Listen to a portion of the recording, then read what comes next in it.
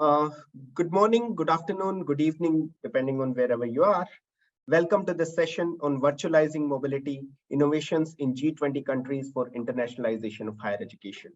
Interestingly, I landed this opportunity to be the moderator for the session after Dr. Flather, who was to moderate this session. He is in Kerala right now and in the beautiful state of Kerala, but his internet connection is unfortunately unstable. So we have a great panel here, Mr. Damiano Pinnacchio, Coordinator International Relations Affairs from University of Rome, Tor Vergata at Italy. We have Dr. Vera Zabotkina. She is from Russia, acting Vice Rector for International Cooperation, Russian State University for the Humanities. Hello, Welcome, Dr. everybody. Vera. Yes, that's me. Hello. So we have Mr. Apoorv Mahendru, who is the Deputy Director and Head of Marketing for DAAD Germany Academic Exchange Service at New Delhi. Thank you for having me. Thanks a lot. And we have Professor Matthias Middell, who is from Germany, Leipzig University, and he is the Vice President of Campus Development. So we have, I would say, at least three countries represented here: Italy, Russia, Germany, and probably Apoorv, being an Indian, can give the Indian perspective also. Now let's get started with the session. Virtualizing mobility. This whole landscape of international education has undergone a significant shift with the advent of virtual mobility programs. This is very new, only a few years old in terms of the pandemic and its mass adoption. These programs have allowed the students to study abroad even without physically leaving their home country, something which was unimaginable a few years back. This has opened new opportunities for internationalization of higher education. These virtual mobility programs present the opportunity to fully realize the potential of digitalization of a very strong, sustainable, resilient, and inclusive recovery after COVID-19.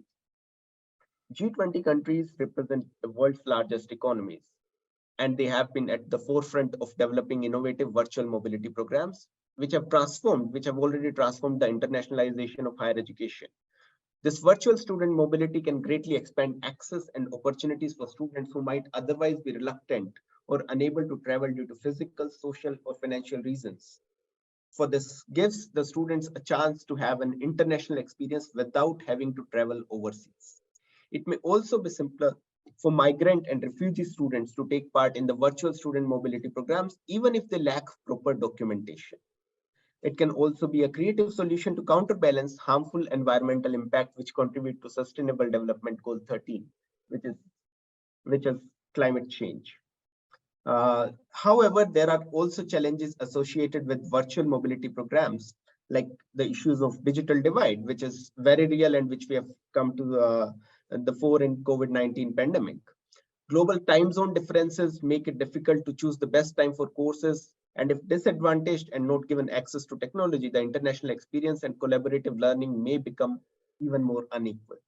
While there are challenges associated with virtual mobility programs, they can be addressed by G20 countries through careful planning, investment in technology, infrastructure, and a commitment to intercultural learning objectives.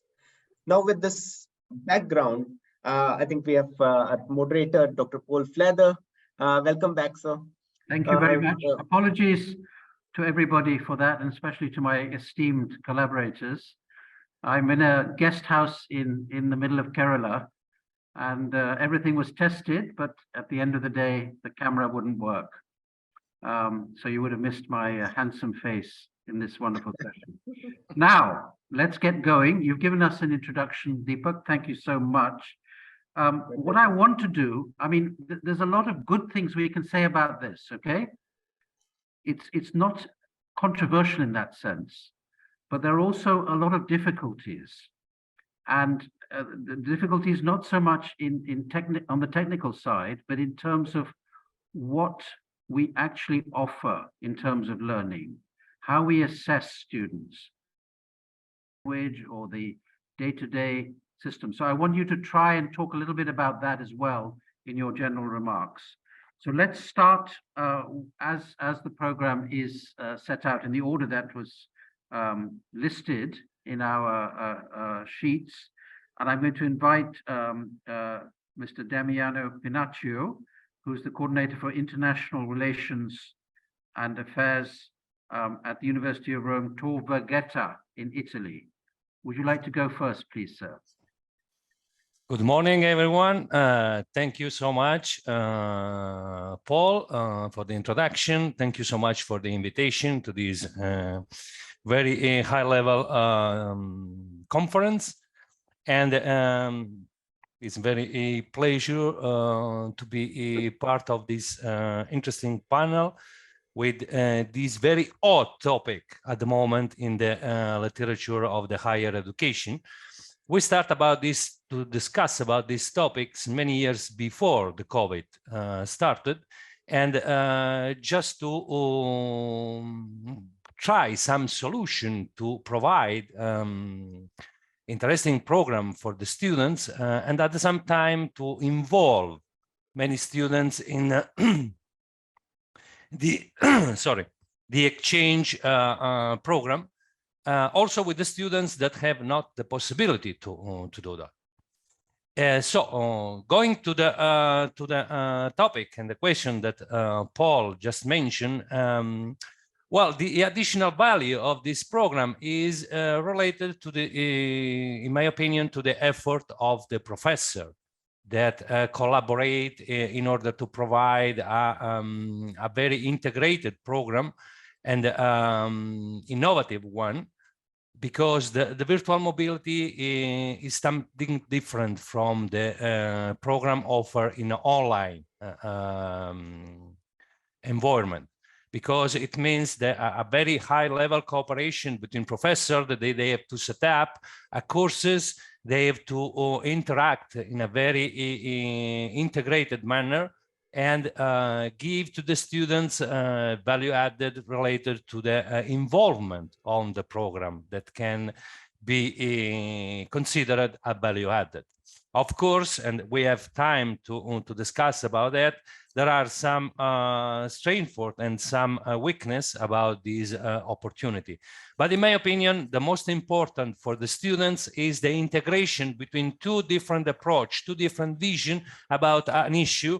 And the value added is the high cooperation between professors to set up the content of a program.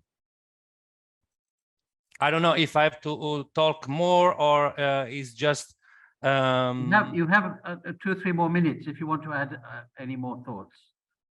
Well, I think for the moment okay. It's enough. Thank you so much. I like it very much.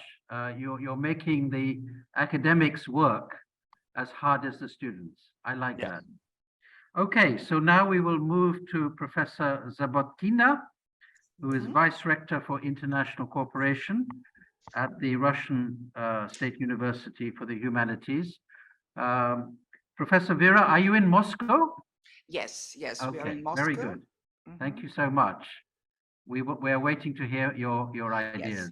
Well, first, thank you very much for the invitation, and it's a pleasure and a privilege, a real privilege, this difficult time to be sharing some ideas with the most distinguished universities. By the way, Tor Vergata is our partner, Damiano, you're our partner, and we've been cooperating for many years. We cooperate with more than 200 universities, and we are very proud of that. And we had experience of virtual mobility already within some projects, but with all the advantages of virtual mobility, I'd like to stress a few points, apart from what has been already mentioned. When we are teaching students online, there is no eye contact. And some of the cognitive scholars, I'm a cognitive linguist, prove that when there is no eye contact, there is no emotional contact, and not all brain areas are activated. And of course, it has its impact on learning, the process of learning. More than that, well, of course, I'm fully for virtual mobility, but I think it should be blended. We cannot just substitute physical mobility because students should be exposed to another culture. They should emerge in another culture. When I first time came to London, to UCL, I thought I knew English. No. When my landlady received a plumber, the plumber said, I cannot stay for a cup of tea because my strife is waiting for me. What? What is strife?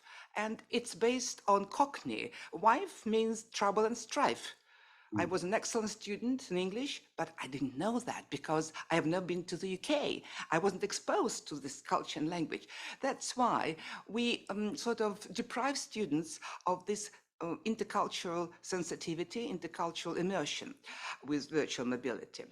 Another thing, we used to participate in Erasmus Mundus great project, 10 universities from Russia, 10 universities from Europe, and it was coordinated by Bologna and Turku, and we were having exchange, and one of the types of mobility was work placements. That meant that the students could bridge the gap between education and employability. With virtual mobility, how can we arrange work placements? You see, it's really difficult, though it was part of our mobility. But of course, all said and all the cons pronounced, I should say that the future, of course, is digital. Yes, we should try to combine, and there exist several methods of teaching of remote attendance methodology. It can be synchronous teaching, and asynchronous. Synchronous is in the classroom, yes. It's live chat, it's audio and video conferencing, and shared whiteboard, and virtual hand raising, and joint viewing of multimedia presentations. Asynchronous means emails, threaded discussion forum, news groups, and bulletin boards, file attachments. So these are different types of, two types of remote attendance methodology. When the students were actually surveyed and when they were asked to what degree they have developed their intercultural communication or their future work, the answers, and I'm quoting from one of the papers, and it's the paper by D. Otto, Fernuniversität in Hagen, Germany. You see, the answers were not quite pleasing. Only 6% of the students fully agreed that they improved their intercultural communication during their virtual mobility. And 20% said the virtual mobility course was useful for their future work. So we should take it into account. And again, we are not against virtual mobility, but we should be very careful. And okay.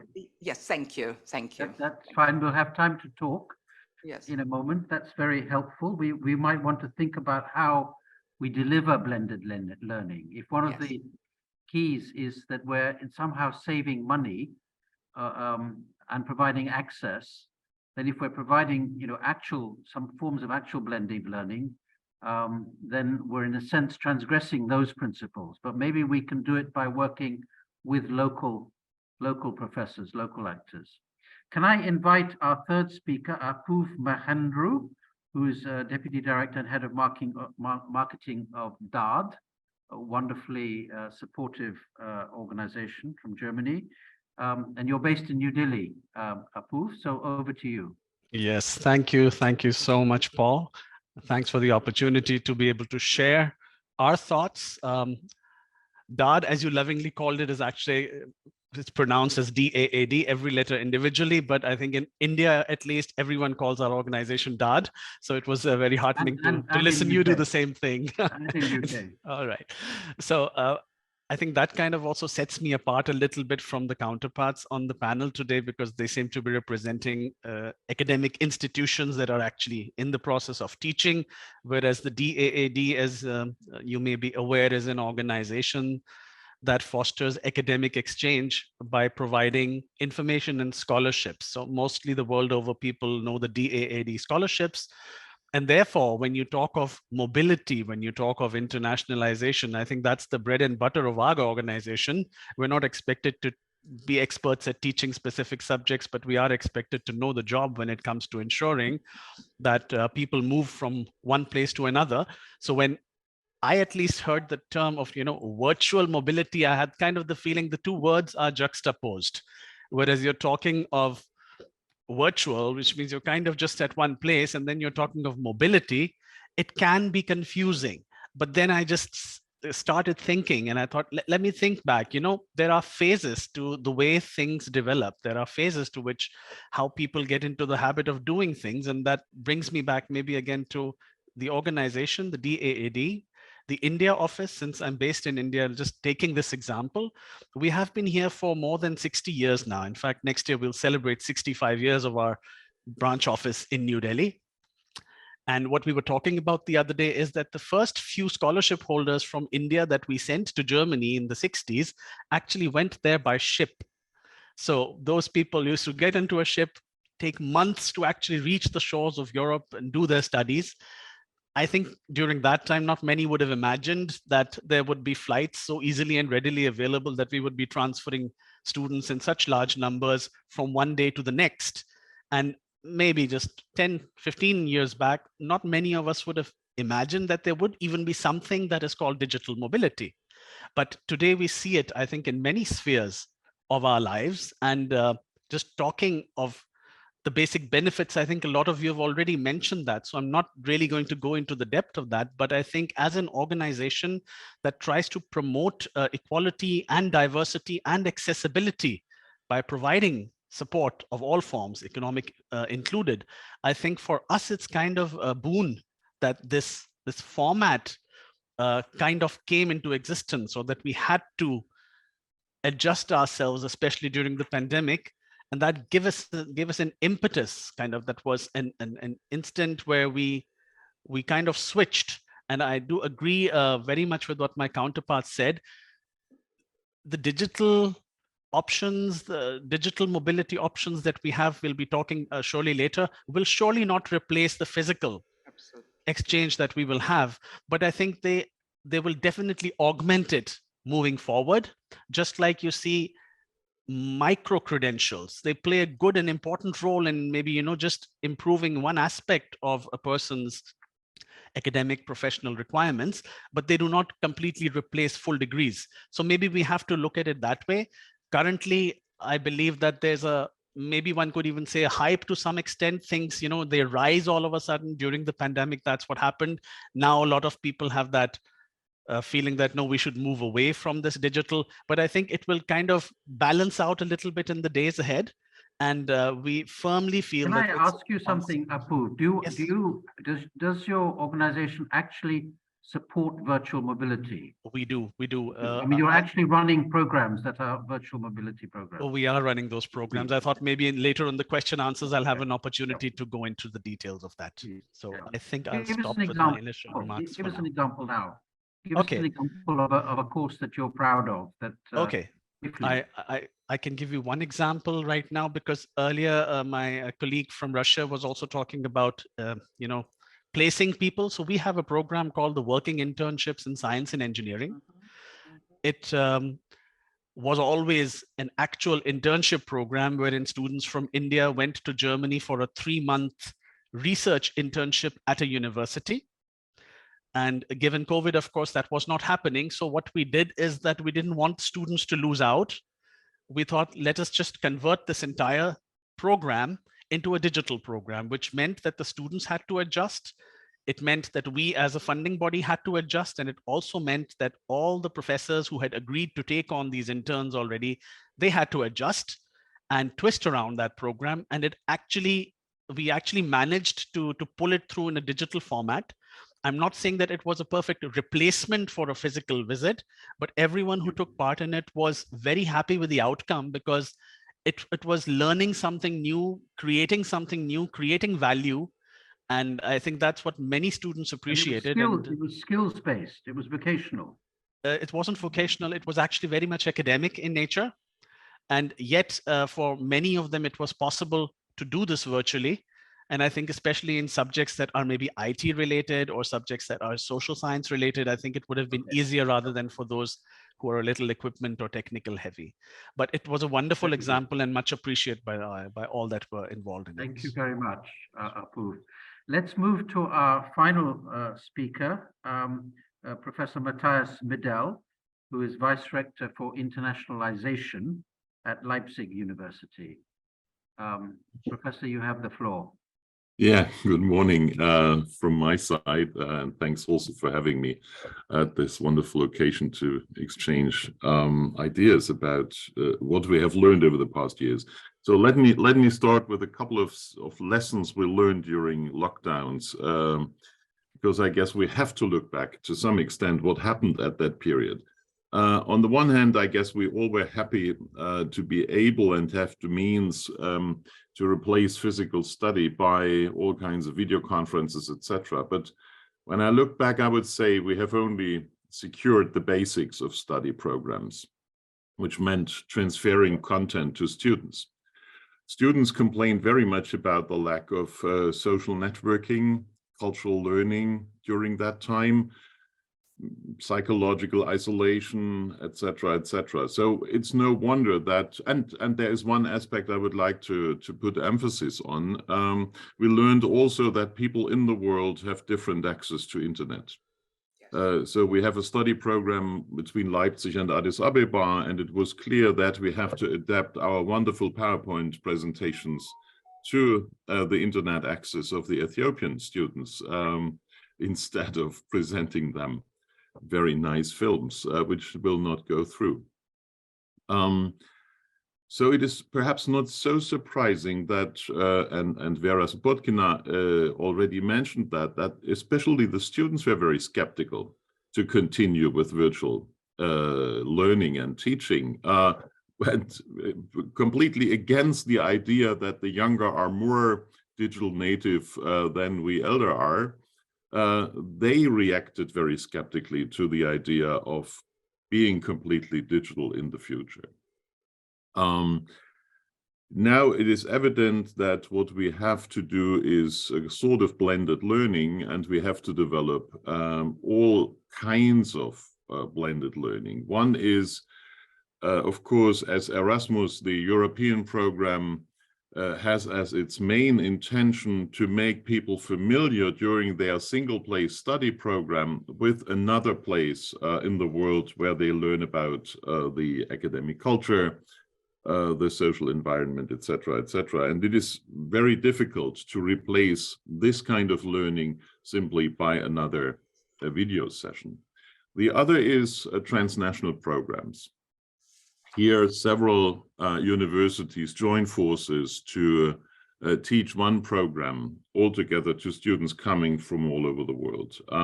And here, of course, virtual teaching and learning and mobility can help a lot. So what we are now experimenting with is a study program that is combining joint lectures and seminars offered by colleagues from different places, combined with physical mobility, and then classroom-based teaching.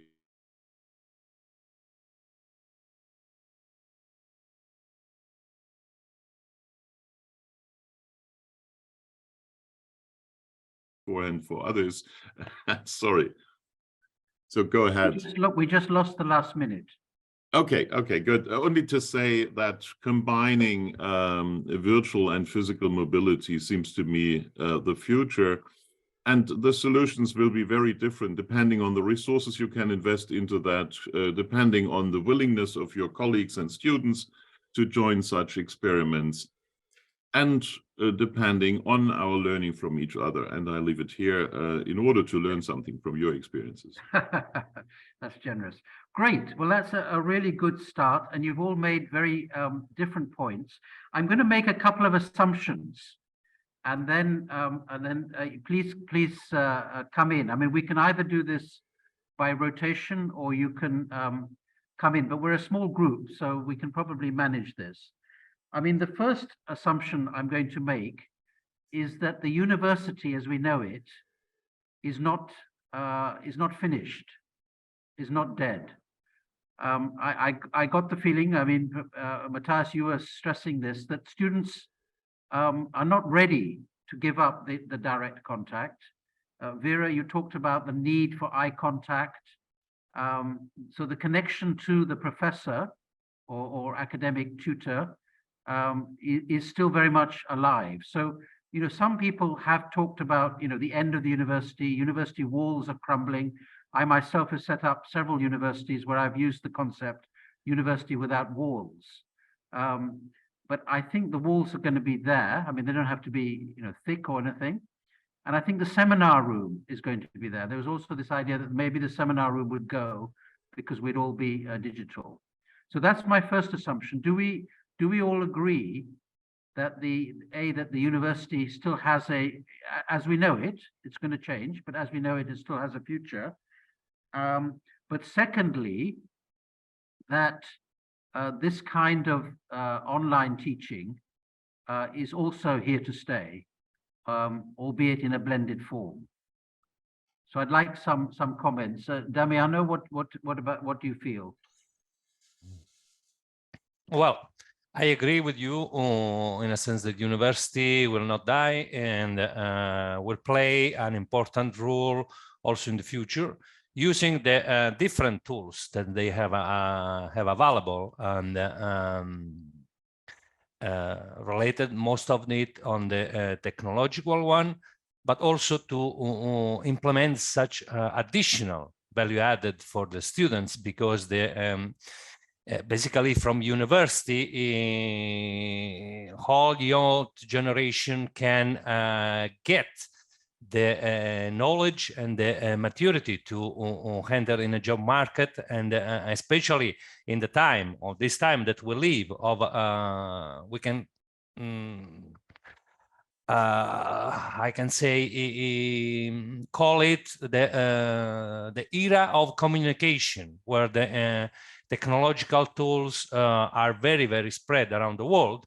But also I would like to mention some aspects that the colleagues mentioned, from Vera to Apoorv to Matthias, related to differences between the access for the students and differences related to the physical experience that students can have abroad, because of course cannot be replaced by virtual mobility. And again, I would like to stress, please give me this opportunity to not confuse the virtual mobility, the real one, with just e-learning program, because it's something completely different. And in the with the running during the COVID, I say the running solution that a university provide during this time, in some cases there is a confusion on it.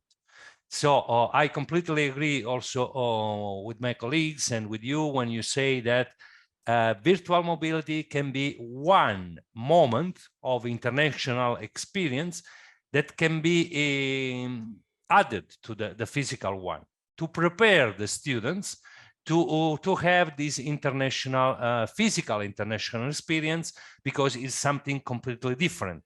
And I think, according with the also European Commission on the Erasmus Plus program, the idea is this: to finance and hold the environment to prepare the students to move on in this experience.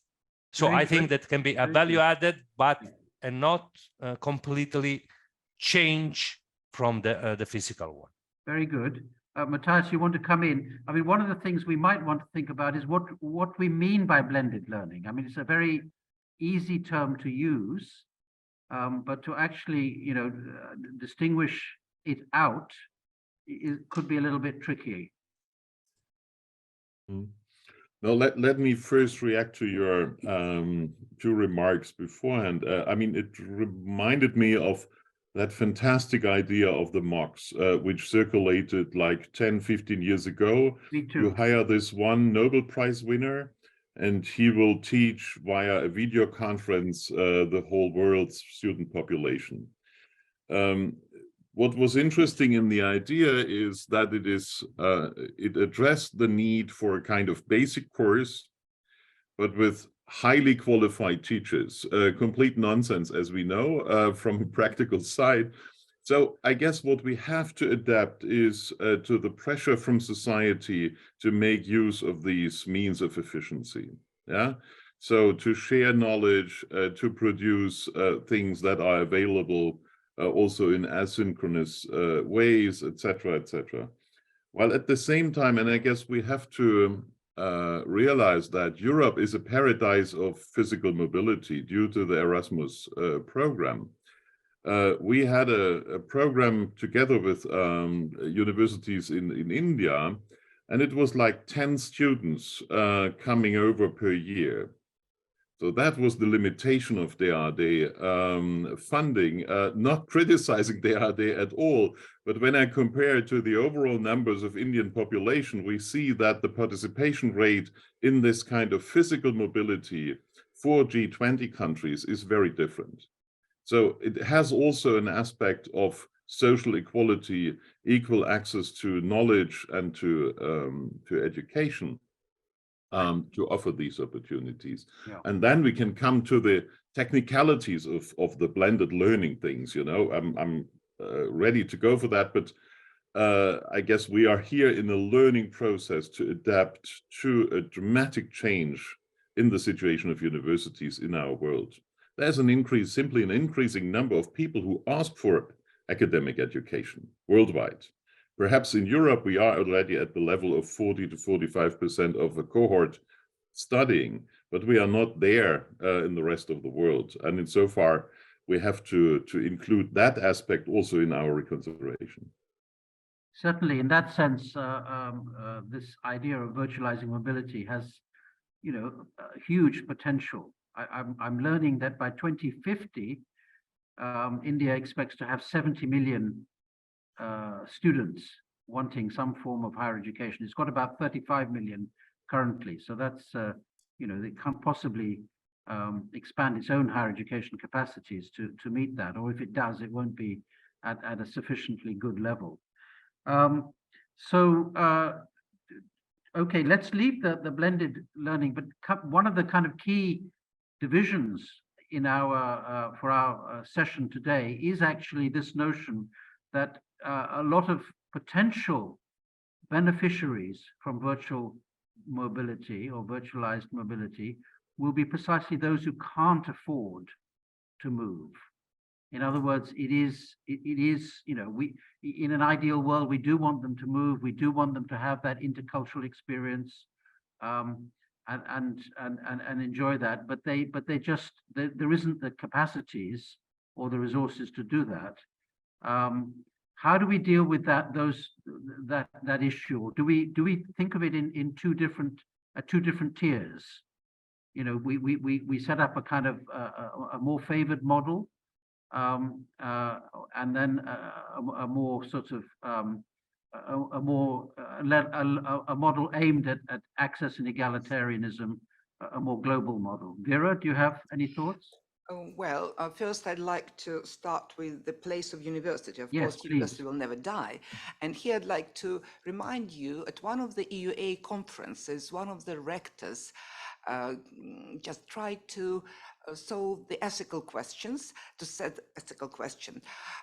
In Middle Ages, the towns were built around the church and market. Yes, so, and where is the university? The university is between the marketplace and the church. By church, we mean ethical aspects. And you're absolutely right that virtual mobility solves this ethical question. We involve disadvantaged students, and of course, migrants and refugees are also involved, and that's ethical, that's very ethical, and as you say, egalitarian, yes, absolutely. So that means it's positive, but once again, we try to develop in our students such cognitive abilities as resilience. According to OECD, the most demanded skill for innovative jobs in the 21st century are intercultural communication, interpersonal communication, and also resilience, you see. And without the elements of physical mobility, you cannot actually develop this mobility, this resilience, and interpersonal and cultural communication as well, it's possible to an extent. So that's why I am for blended, wherein part of the curricula should be virtual and another part of the mobility should be physical. At least, well, some reduced, but now we are actually working on double degree with Samarkand University, which is Uzbekistan. And we agreed that the students can come to Moscow only for one semester, maybe for 2 months only, because they cannot afford to stay here just more time. So we're trying to find the possible ways of combining or matching, bridging the gap between the egalitarian approach, ethical approach, and between the necessity to develop most demanded skills and competences in modern world. And these are not only digital skills, as I mentioned. I like very much your emphasis on this, and you're absolutely right in terms of employability and skill and interaction. But the question is whether, if we can't deliver that, whether we then don't. I think we agree. It is not the end of virtualized mobility. Okay, Apoorv, any thoughts on some of these issues? Yeah, definitely. Thanks for the chance to speak as well. Of course, to start off, would completely agree with what was just now said. There's a couple of thoughts that I was just actually thinking of as we were talking. Right now, we're talking of mobility as a one-way mobility for, for a country like India, when we talk of mobility, then most of the traffic is one way, heading from India, in my case, to Germany or wherever. And what I was wondering is, would this virtual mobility maybe be a possible solution to overcoming the problem that we face, that a lot of European, German in my case, students and faculty members find it difficult to consider India, for example, as a place from where they would want to further their academic or visit India as a place for further academic pursuits. Maybe it's because of the conditions, maybe it is because of not being able to take long leaves, whatever the concerns may be, and just set me thinking, is this maybe a possibility the other way around, that this might be actually a solution to have more interaction to start with, and maybe that interaction initially, as we say, acts as an enabler to further take it to a level of an actual physical interaction and mobility, which I think will never be replaced by anything else, but definitely as something that gives us the initial impetus. That was just something I thought maybe even my colleagues might be able to comment on. I imagine that will change as India continues to develop and becomes a much more serious player. I mean, it already is a serious player, but not everybody realizes it in terms of higher education, universities, learning, etc., etc. Okay. So I think we've got a good sketch here of a number of things. We're thinking that the university not only will continue, it will change. Obviously, universities have to change to continue to survive hundreds of years. We'll definitely be using digital learning and digital technology, but we are very much aware, both from feedback from students, but also from our research, that this vital connectivity, the physical connectivity, is both important in terms of culture, in terms of employability skills, and in terms of learning connectivity between professors and students. And I like all that. As part of it, and we won't probably go into the kind of details of how blended learning might work. One example that we tried at Oxford a long time ago was we had these digital courses, but the professors would interact with each student once a week in the sort of classical Oxford model, which is called the tutorial, where you have sort of 1-to-1 or 1-to-2 students. So they actually interacted and asked students questions and asked them about their difficulties. And I think that is what Damiano was talking about in his initial contributions, that the professor works to make sure that the program is appropriate, and the professor works to make sure that the outcomes are satisfactory and good. Now, I want to just talk about another aspect, which is the G20 global aspect of this. I mean, we've been asked to think whether there is a particular added value, to use a phrase a number of you have used, in terms of imparting information, knowledge, ideas to do with the green, the planetary issues, the climate change issues, to do with public health issues, and to do with anti-poverty, pro-equality programs. Would you like to pick up on that? Let's go in a different order. I mean, who would like to go first on that global aspect of challenge learning? Okay, Matthias. Yeah, because it may connect very well also to the issue raised earlier on the direction of exchange.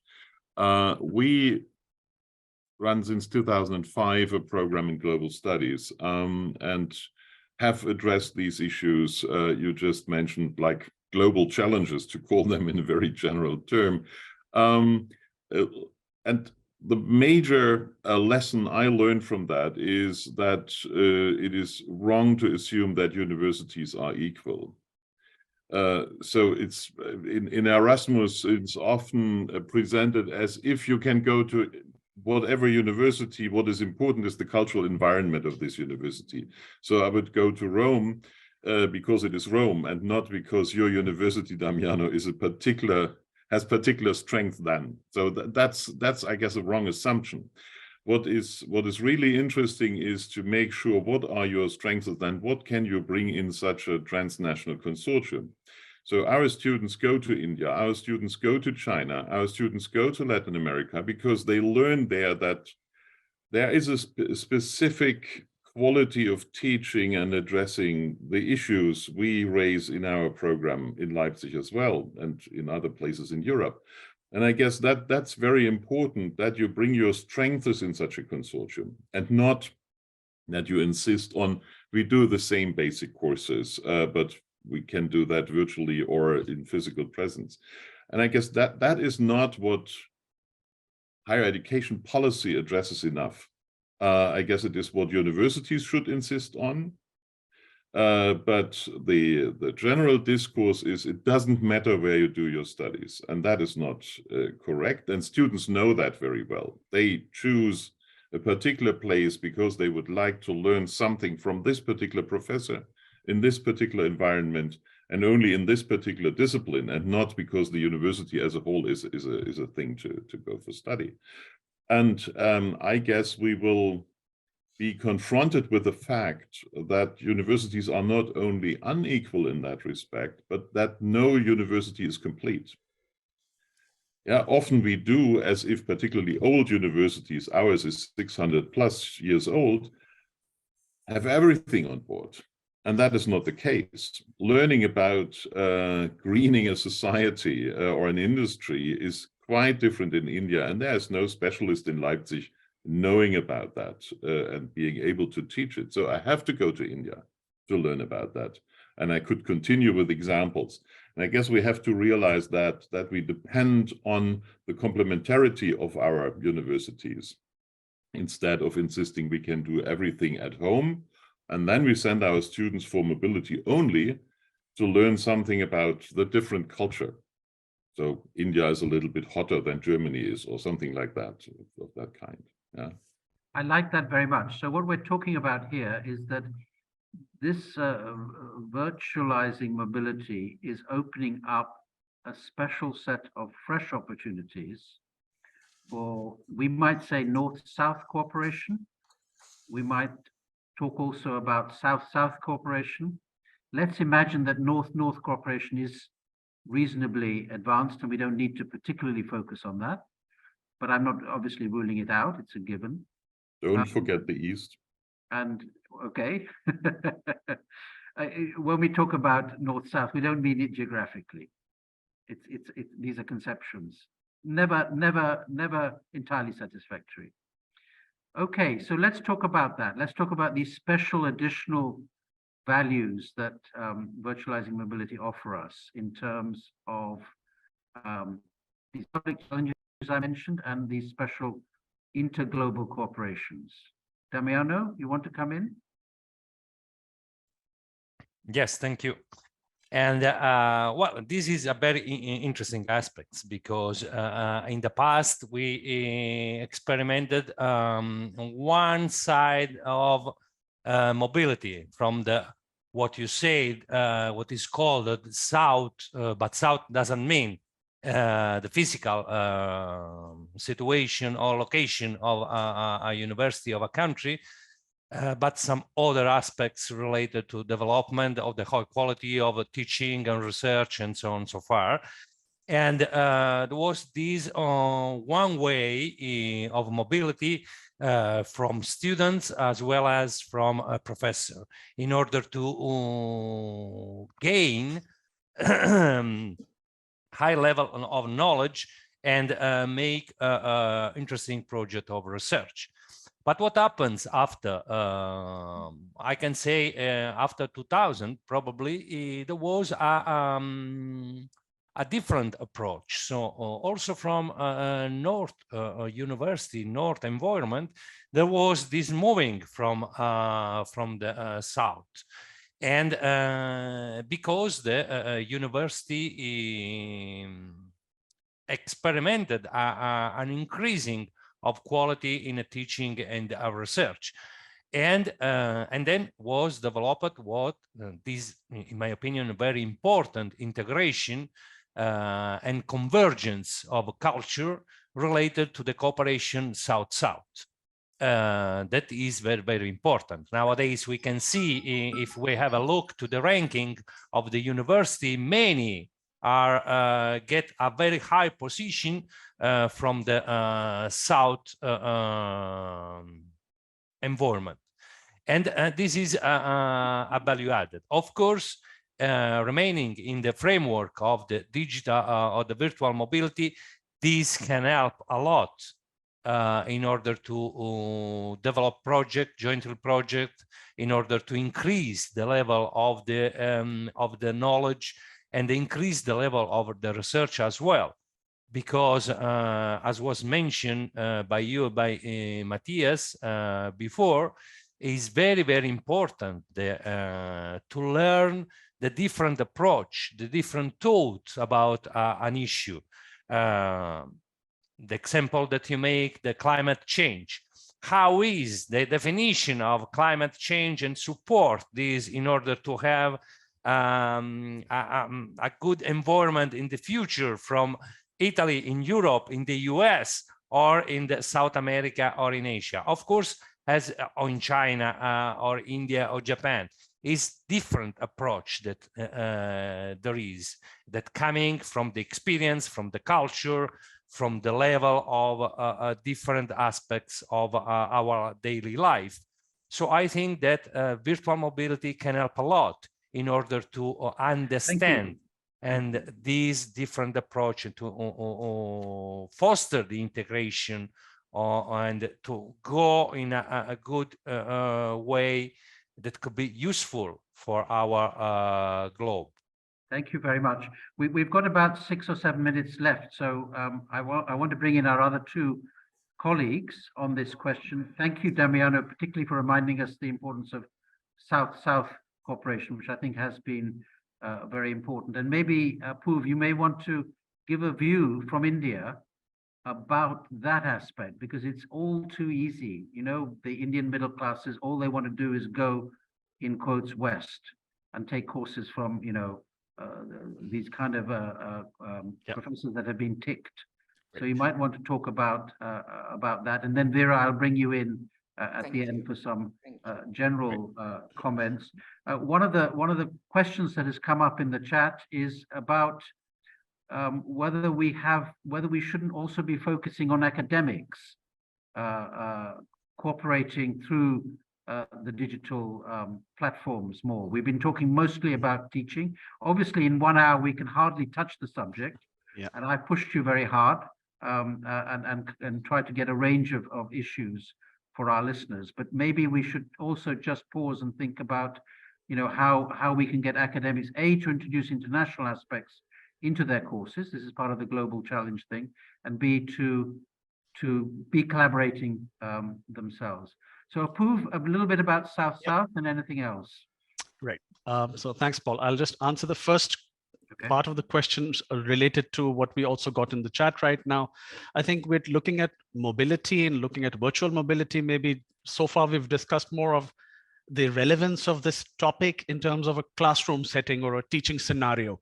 So I think as an organization that is promoting higher education and the facilitation and the exchange of not just students but scientists as well, we're also kind of looking at virtual mobility in aspects of how it can enable the ecosystem. So we're not just, maybe if we take it across to technology, let me take this in a slightly broader sense, not restricting it just to the instruction that we're doing via an online tool, but how we're using technology to reach the students and to actually convey to them what they're looking for. Because today, the way students are gathering information, the way they're consuming information is very different than it was even 10 years back.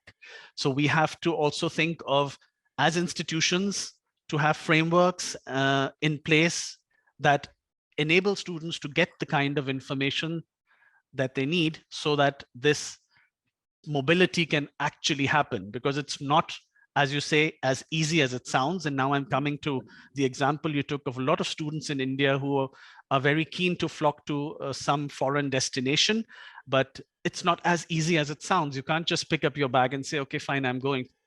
There are a lot of steps involved. There are a lot of prerequisites involved, a lot of things that you really have to take care of. And that brings me to something Matthias said earlier. We should not consider that all universities are equal, right? And we should not consider that all students are equal. Some are better prepared than others, and that's a reality we have to take into account. But I do also understand that we have a responsibility towards all classes of students in the spirit of diversity and accessibility of education. We should enable them to also benefit from things.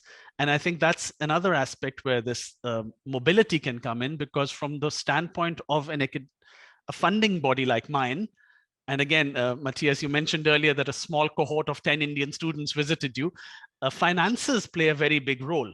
When I'm sending one student, it costs a lot of money. Doing it digitally, I think a lot of people can benefit with a slightly smaller budget. And with that, I'll just stop and give the mic back to you, Paul. Okay, thanks very much. Sorry to rush you, but we're coming towards the end I understand. of the very interesting dialogue. Over to you, Vera. Just pick any of the themes. I know we've put a few things on the table. Well, first, I'd like to continue with the global issues, global challenges. And in addition to climate change and greening the society, there is a great challenge regarding the artificial intelligence. And, just last month, we had a scandal. One of our students used GPT, chat, to create his master thesis. This is a real threat. Well, and we should consider that as well. I don't want to dwell on that, but the problem of artificial intelligence, is very, very acute. And I'd like to give you an example of how we provide virtual cooperation between academics within a network project called Shanghai Lectures on Artificial Intelligence. It was initiated by Zurich University, Professor Pfeiffer, who wrote the book, How the Body Shapes the Way We Think. And then there was a network of universities from China, from the UK, from Australia, from Germany, Humboldt University. There are about 10, 15. And we do it for 10 years already, beginning more than 10, 13, beginning with 2010. And you know, academics are invited to provide lectures on the state of the art in artificial intelligence, and they cooperate between themselves and they cooperate with students. I mean, this is one of the examples of so-called transnational programs. Matthias mentioned transnational, when students and academics from all the continents, practically all the continents, are involved in this kind of virtual course, virtual mobility.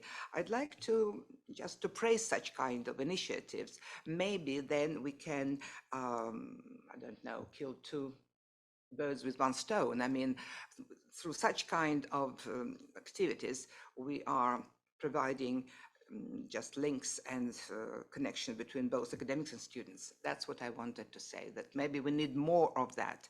Thank you. You want to, Vera, before you go, just say anything about the collaboration between academics through this? I mean, we've been talking about virtualizing mobility on the campus. Yes. Do you think, I mean, you have talked a bit about that sharing of, I mean, you think this is a critical opportunity? Well, when we do have these transnational programs, the academics are giving lectures from all countries. They're invited speakers. You see, it's not only one speaker, it's just at each session we have about one invited speaker, and they exchange ideas not only with the students, but also with other academics who are also present, because at each university participating in such kind of program, there is a group leader, an academic, a teacher, and they're also involved in such kind of discussions, you see, which is working. I think that this is. I mean, we might want to think, as one of the sort of legacies of our discussion, that not merely taking part in a session, but actually using this to build Yes. collaborations. You know, to Absolutely. be a little bit more professional and deepening in our relations, because a lot of us are on these programs and we share and we meet each other, but we're not actually. You know, the kind of networking that might follow is left to individuals, and it may be that we ought to be a little bit more professional on it. I'm just going to take guidance from our organizing hosts. We've come to the end of our hour. Can you advise me? Should I try and wrap up now? Deepak, are you there?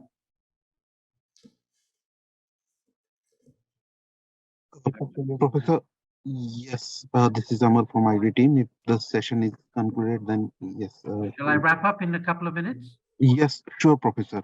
Okay, that's my instruction. So I'm going to just, I think we've covered a lot of very useful ground. I'm going to give a few little highlights. If they're wrong, we can correct them in the future. But right now, I'm just going to put them on the table. So I think the first thing is we believe universities as they are here to stay, though they will have to adapt and change. And by the way, you know, Leipzig is 600 years, Oxford is 800. We wouldn't have been here if we didn't adapt and change. So that's just part and parcel of the program. Secondly, we're keen on blended learning, wherever possible, blended learning, because we recognize that online learning alone does not meet important criteria. It doesn't provide connectivity, which the students want, both amongst themselves, but also with their academic tutors. And it doesn't provide the kind of skills that employers seek, which Vera was emphasizing. Number three, there's a key role for professors. They have to work hard to find out the right programs and to interact with the students that are taking their courses. The success of a program, I mean, obviously there will be a minimal level of success, but to raise the levels of success requires the deliverer of the program to think hard about the process and to interact with it. Fourth, I think we see a number of special opportunities here in terms of dealing with cross-global challenges, which we've discussed, and we can add artificial intelligence to that. I think that is an emerging challenge, and that requires some degree of international awareness and relevance to be included in our courses. So there is a sort of automaticity towards being globalized rather than doing it in two tiers, teaching our students in a sense locally and then moving up a level to the global. And we like to think that this is wide global. This is not just, this is south-south, this is north-south, this is east-west, Matthias, as you like. We want to, I think I want to also add that we're still learning. This is a new game. So we want to drill down and get to specifics. We don't want to offer, off the peg stuff. We don't want to copy and repeat. We want to look at what the demand is, what the needs are, drill down. If we offer specifics that are relevant, and I think Apoorv and his team are trying to do that, we're offering specifics, then they're more attractive. They're more attractive not only in terms of numbers, but in terms of participation and attention. So there's plenty to do. The door is just opening. COVID has opened the door. I mean, we were with this for many, many years, but in a very kind of amateur, clumsy way. We're now in a professional way, but there's more work to do. So I hope that captures some of the very good ideas we've shared. Thank you all so much. Wonderful to have such a global panel. Thank you very much. And I hope the rest of the conference goes well. Goodbye. Thank you. Thank you. Thank you. Bye-bye. Thank Pleasure you. and the privilege. Really, we are so happy. We're really happy to be involved in that. Thank you. Thank you for all. the wonderful moderation, Paul. Thanks a lot. Wonderful. See you all wonderful. soon. And apologies that my machine let us down. But anyway, I got there. Bye-bye. Right. Bye-bye. Bye-bye. Bye-bye.